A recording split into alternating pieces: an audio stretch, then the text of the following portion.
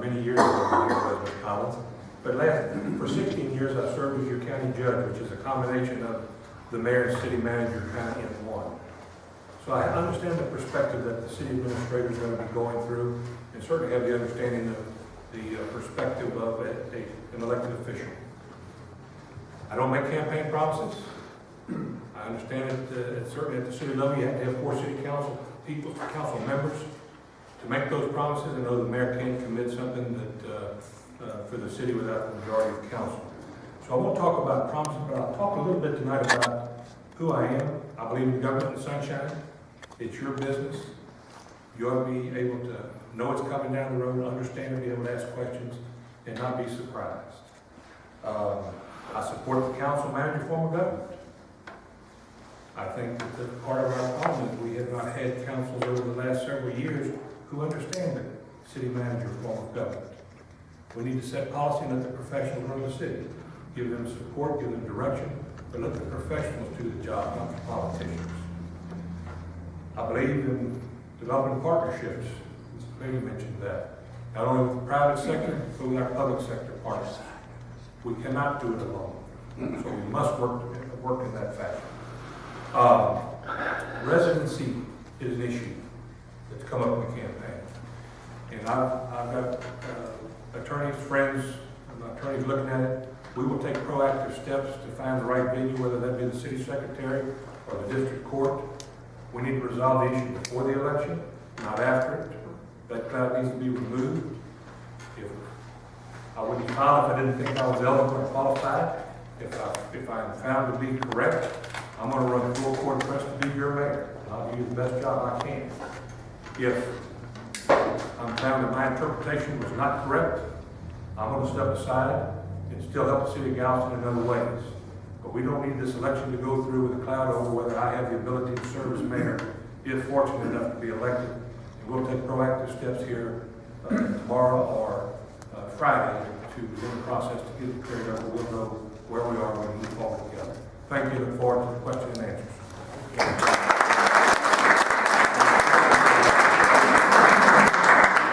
All right, we've got some questions. I'll pick up the cards. Anybody have any questions? Now you want. Does anybody have a question? Huh? Wow, you guys were great. See, they didn't want them to begin.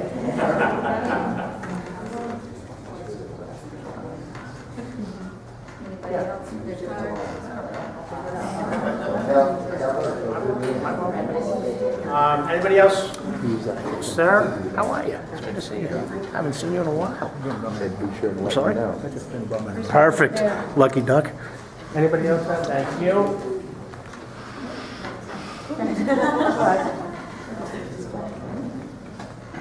All righty. Well, people are still writing something there. Oh, thank you.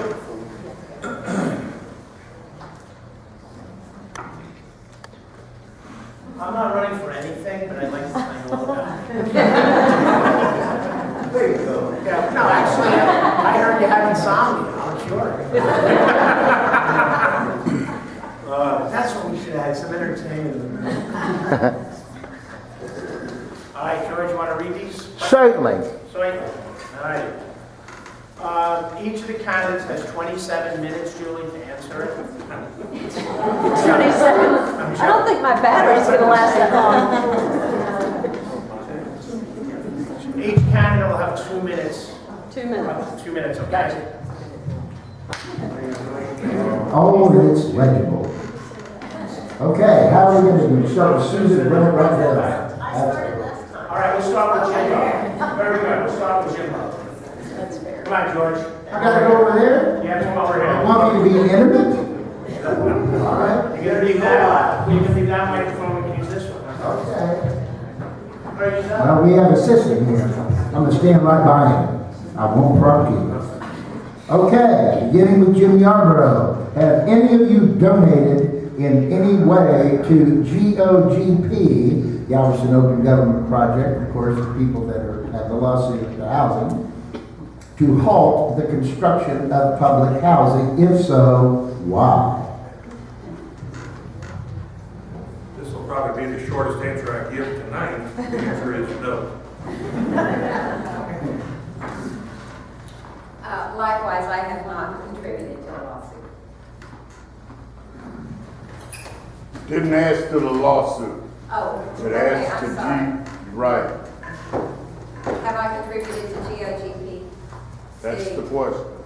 Galveston Open Government Project? Correct. No, I have not.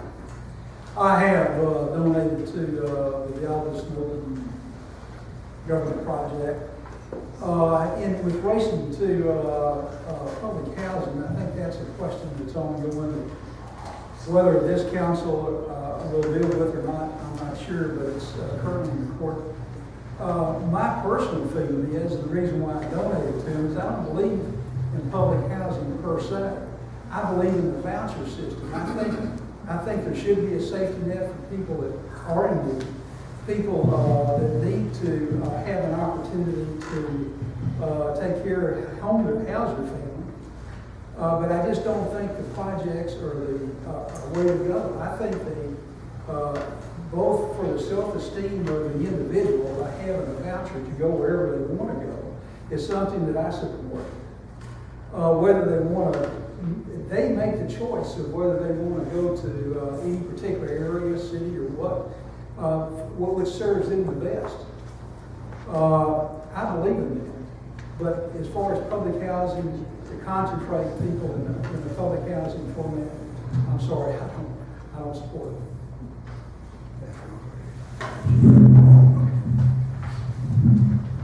No, of course, I haven't contributed anything to Galveston Open Government Project. And as far as the neighborhood north of Broadway is concerned, that's pretty much a blank slate at this point.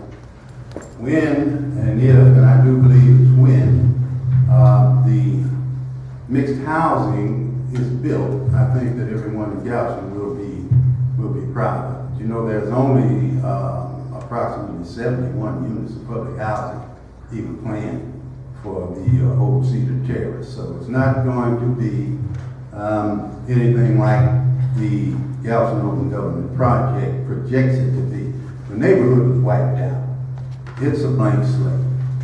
We can make that neighborhood whatever we want to make it now. And I propose that we build quality, affordable, single-family housing as much as possible in that neighborhood. That would prevent the neighborhood from becoming what has been described as poverty-stricken neighborhood. There's practically no neighborhood at this point. We can make it what we want, and we should do the best we can possibly do with it.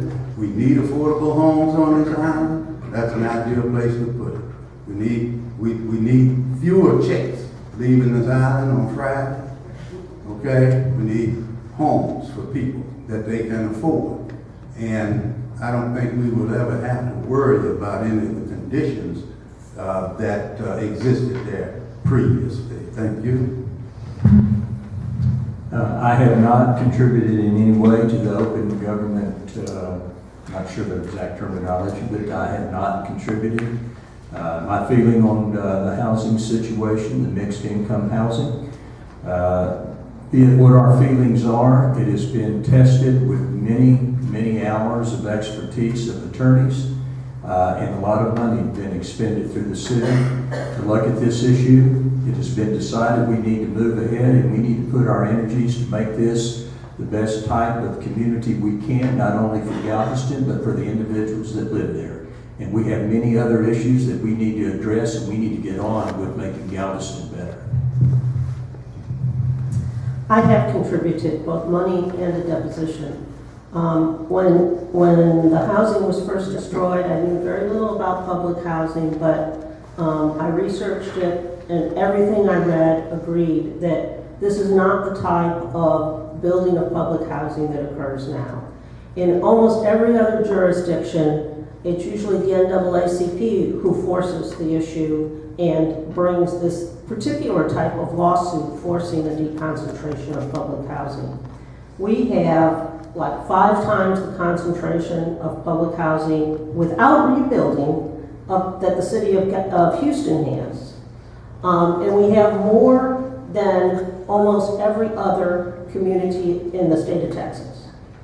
So it's almost impossible. I haven't found a single example of a community that is able to thrive and prosper with this concentration. Now, every community can and should support a certain percentage of, should have support their low-income population. But the public housing provides housing for everybody who wants to apply, whether they're from the mainland, whether they're from Houston, and Galveston cannot support this extreme level of public housing.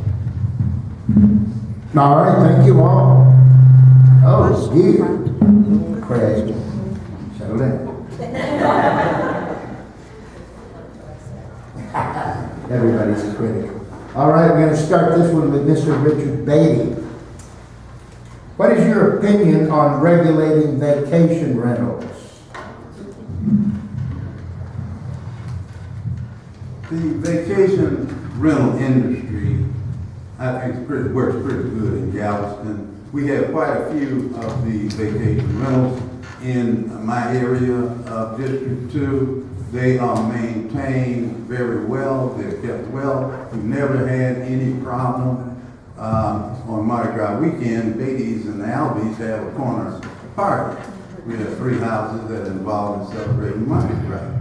And believe it or not, the people who are renting the weekend houses are usually part and parcel of our party.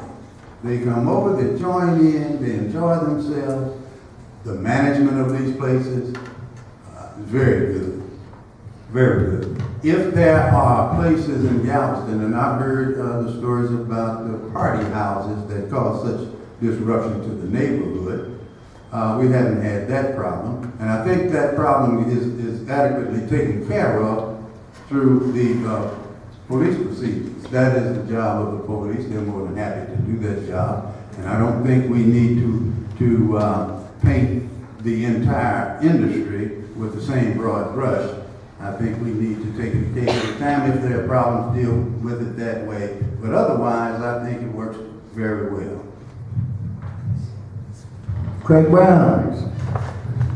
The short-term rental market in Galveston, it's a vital portion of our economy here. This needs to be supported. This industry needs to be supported by our city and by our community. It brings in a lot of hotel occupancy taxes that helps fund a lot of activities that go on in the city. I think the police handle things well. We have laws on the books already with the police that can handle any concerns that happen there. So I don't think any major regulation of this industry needs to take place. I think it's working well, and we need to support that because it brings a lot of sales tax and it brings a lot of property taxes. These individuals that have the short-term rentals, if they bring them up and improve them so that they will be attractive for these individuals, it helps the community, and I'm all in support of that. I do think, though, that there are, to bring this industry into the light and to give it some formal recognition, I think we may want to consider some registration of these particular units so that we know who they are. There are some that are not paying hotel occupancy taxes. So we need to make it an equitable playing field for all of the units that are out there so everybody is involved equally in their share of paying their own way with hotel occupancy taxes. Thank you. Thank you, Dr. Brown. Now Susan Fenwell. Well, I can see we're going to have your choice of candidates. I feel that they should be regulated and they should be restricted, but that it should be done in such a fashion that people who have already invested don't lose money. Grandfather in all those that exist. The West End is a different story, but they should be made to register and have it renewed every year so that if the neighbors complain, it can be, the renewal can be stopped. To me, it's a commercial use of a property in a zone that's residential, in a residential zone. Now, people in League City and Friendswood, they would never tolerate this. So we want to pull people to live with their families in Galveston. We respect our zoning. And we do it quickly now before it gets totally out of hand. Make the rules clear, grandfather in everybody who exists, and make them renew every year so that if there are complaints, they can be halted. Thank you, Susan Fenwall, and these, of course, are your candidates for District 2. Now let's go to the mayors. Mr. Maffridge, you're first. You know, I think a lot of the responsibility on the part of the houses lays with the ownership of the property. If you own a piece of property and you properly screen to whom you're renting that facility out, and have a concern for how those people that come into the party take care of that property, then you would do the adequate screening. As far as the problems that are associated with it, then I think that's a policing problem. I'm not particularly in favor of more regulations. I think we have regulations in place, and I think if the problems are isolated, and I think those properties should be identified as such, and the police put them on their watch list and do what they need to do. Elizabeth Beaton. Well, this has been kind of a hot issue during the last council term.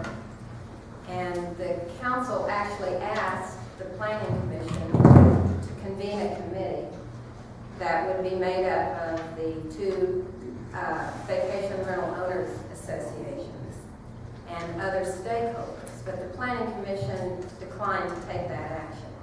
So we missed an opportunity there, and it's one we need to take during the next term.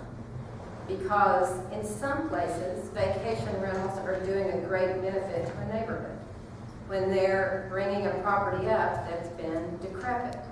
In other places, they're not doing a benefit to the neighborhood. And it depends in large part on the location. On the West End, vacation rentals are a way of life, and they need to be recognized as such because they are contributing greatly to our economy. And close to the seawall, there's also a much more commercial atmosphere, and the vacation rentals there should be viewed differently. But in our residential neighborhoods, I would suggest that we work with these associations of vacation rental owners to see if we couldn't apply some of the same rules that apply to bed and breakfasts to vacation rentals. Because at this point, we have no life safety requirements at all for vacation rentals. And all it's going to take is one disaster, and the whole industry will come under the gun.